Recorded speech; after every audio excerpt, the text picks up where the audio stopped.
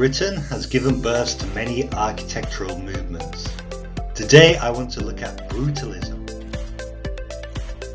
Brutalism emerged in the 1950s in the UK and was characterised by sharp, angular, minimalist design using lots of concrete and glass.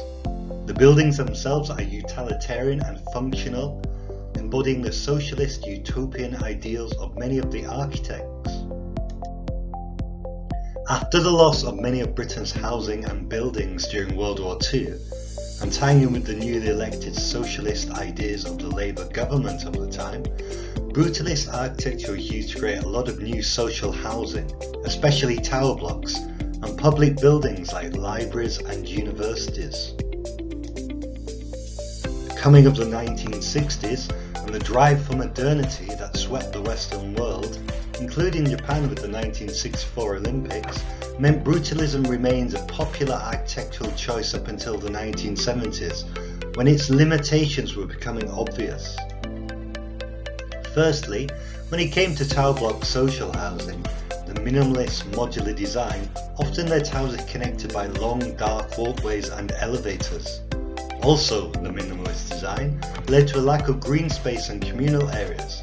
Both these aspects led to these tower blocks becoming focal points for crime and antisocial behaviour. Secondly, concrete, the main building material used in brutalist architecture, does not age well in Britain's damp maritime climate. This led to facades becoming dull and weathered and a whole host of structural problems. Compounding this was the public's general disdain for the style itself.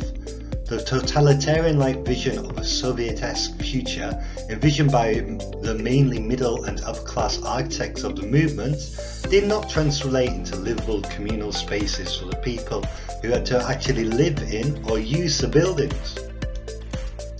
By the middle of the 1970s, the tide had turned and the beginning of the decline of Britain's post-war settlement and any sort of socialist utopian vision that it may have embodied was well and truly over. That's all from me. See you next month.